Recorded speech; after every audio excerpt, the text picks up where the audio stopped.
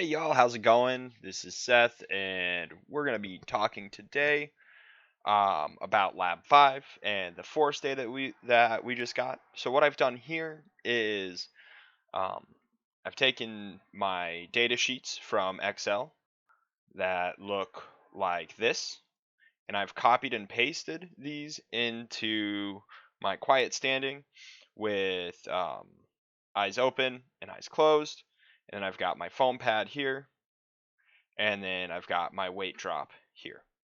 Okay, and so let me actually double check and make sure. So quiet standing, eyes open, 671 and 671. Cool. So what I'm going to do first is I'm going to select this top row and these, and I'm going to delete them because we know it's in the lab packet that we have 60 frames per second being sampled and that we have 300 total samples. Okay, so what I'm going to do is I'm going to right click here and I'm going to select delete, and that's going to delete those. And then I'm going to right click on that top row, and I'm going to hit insert, and then I'm going to put eyes open. Okay, and then here I'm going to put eyes closed. All right, cool. So first things first is we want to simplify the data that we're looking at. Okay, so since this isn't biomechanics, we are going to not be concerned with the forces. Okay, and then we're going to remove this Z1 row. And so this is the location of the center of pressure in the Z direction or vertical direction with respect to the origin of the force plate. And so the center of pressure is always going to be 49 millimeters above the origin of the force plate. Whoops, I zoomed out there just a little bit. And so then for the eyes closed, we can get rid of that as well. Okay, so what we're going to do is we've selected all of these rows, and we're going to click delete. And so let's say maybe you're struggling to select each one of these rows, you can go and select them individually and then press delete. Okay, so all this is pressing control. Okay, and then this row here is the moment of or the torques about the center of pressure. And if you want to talk more about that, we can talk more about it individually, or you can take biomechanics, which is super cool. And I'm only a little biased towards biomechanics. And you can learn all about torques and movement. So what we've got here is, let me explain exactly what I did. I just flew through that. So we'll delete this row. So we're going to select column B, and then right click, insert. So now we've got time in seconds. Okay. And what we're going to do is we're going to go equals. And so for any sort of statement in Excel or mathematical function, it always starts with equal sign. And so if I wanted to do a conditional, I could put if.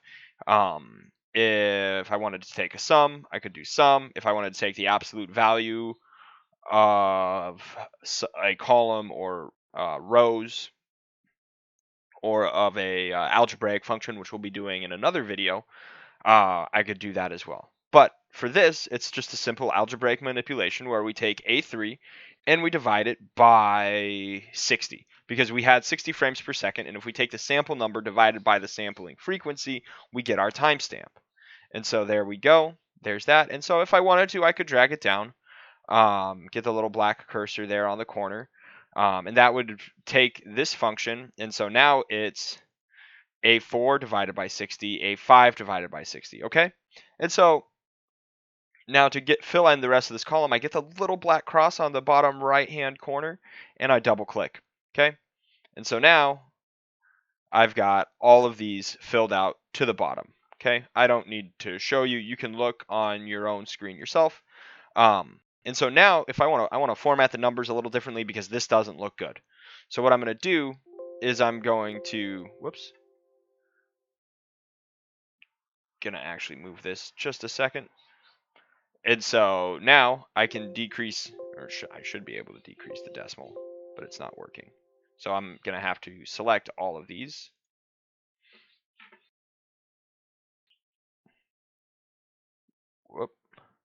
Here we go, get the little black cross. Select all the way down. And now the conditional formatting will work. Okay, I'll show you another way to do that here in just a second. We're going to move this time. So that column header's up. Now we've got 2 decimal places, and it's consistent all the way down. Okay, so now the better way to do that is here. And so what I'm going to do is I'm going to copy and paste these over here. Okay, so now I've got F3, this cell, divided by 60. So it transferred that over here.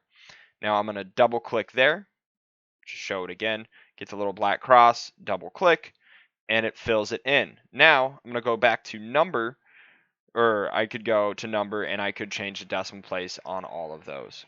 Okay. So now we've got out to 2 decimal places. We've got our center of pressure in the X direction and our center of pressure in the Y direction. So this is going to be the first of these graphs that I'm going to make.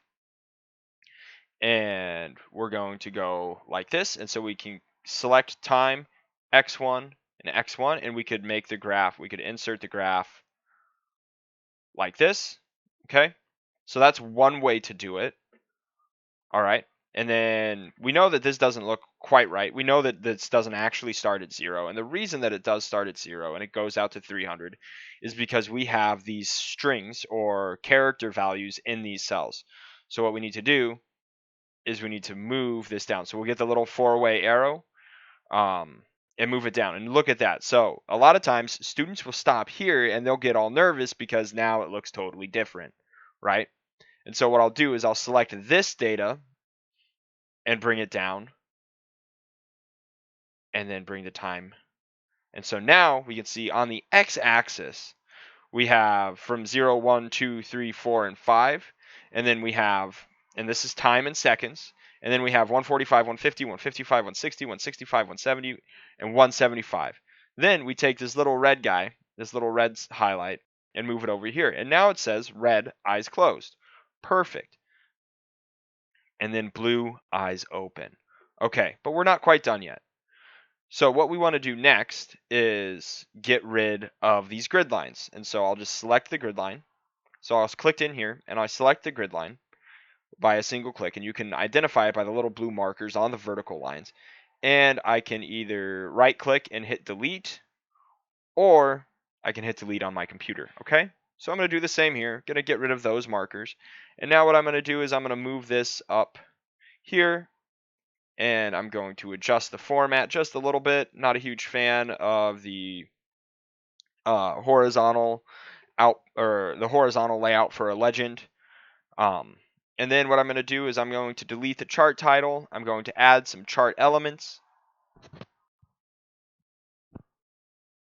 The axis title and the primary vertical. Okay, and so I know that this is COP-X and the units are millimeters. Okay, and then this is time. Whoops, let me capitalize that, and I can't type. It's totally a thing. In seconds here. Okay, so now actually and now what I'm going to do is I'm going to actually adjust this just a little bit, because I'm going to make the font a little larger for all of these to make it a little easier to see. Okay, so I'm going to go to home and I'm going to change the font to 16. Whoops, not 1016, 16. Okay, so here 16, and then that I'm going to go 15, so it's just a little bit smaller, and then 15, and then 16, make this, we'll go 15 too. There, oh, see that disappeared. Now I have to change this. Okay, so now it looks like that. It's up in the corner, it's out of the way, and you can still see the graphs well. All right, and so if I wanted to change, I could change the color of this if I wanted to. We could make it orange.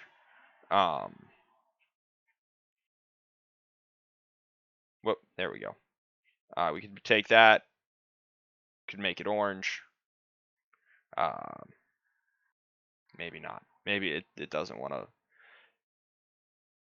There we go. So under shape outline, we can make it orange. There we go.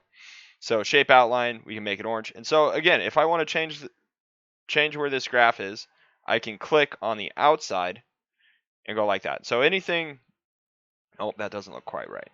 So we can go something like this. There we go. So now we have eyes open, we have eyes closed. We can see that there. So this graph is pretty well formatted, and we'll call that good for this one. So you need to repeat that now for quiet standing, quiet standing for the foam pad and for the weight drop. I'm not going to walk you through each one of those. If you could do it for this one, you can do it for the other ones. So now you've got 3 graphs where you're plotting the center of pressure trajectory in the x direction versus the y direction for each condition. Okay, so what that's going to look like is this. We're going to select these 2 columns and we're going to insert another smooth scatter plot. Okay. Oh no, that doesn't look right though. That's okay. It never looks right away. And so what we're going to do is we're going to take this, and we know that this isn't right. Those top 2 shouldn't be selected. So we're going to move this down, and we're going to move this down. Aha! Look at that, a tangled mess. That's a good biomechanics graph if I've ever seen one. And so we don't want that to be the title. So we're just going to leave that be.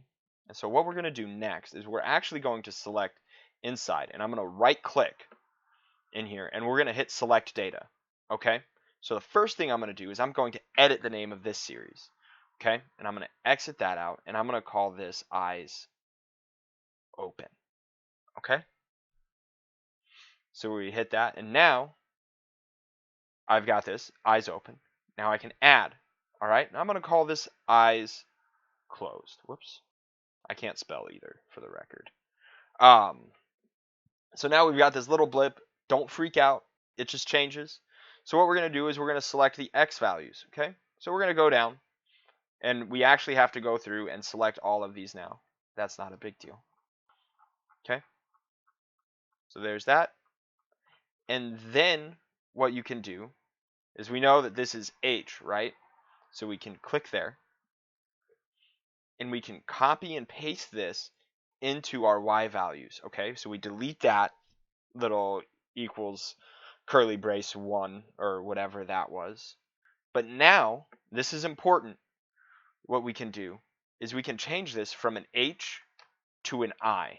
Okay, so we change both of these H's to I's. And boom, there we go. So now we have it labeled eyes closed and eyes open, right? We have our 2 series. We have their names. And so now I'm going to delete my grid lines again, right? And then I'm going to add a chart element. I'm going to add my axes titles. And so you can fill these in now and you can adjust them. But I'm also going to add a legend to the top right. And then I'm actually going to move it up over here. So just find a good spot for or find a spot where you think is appropriate for the legend. And you can look, you can see the difference that having your eyes closed has for the variability of your center of pressure, as we talked about in our labs.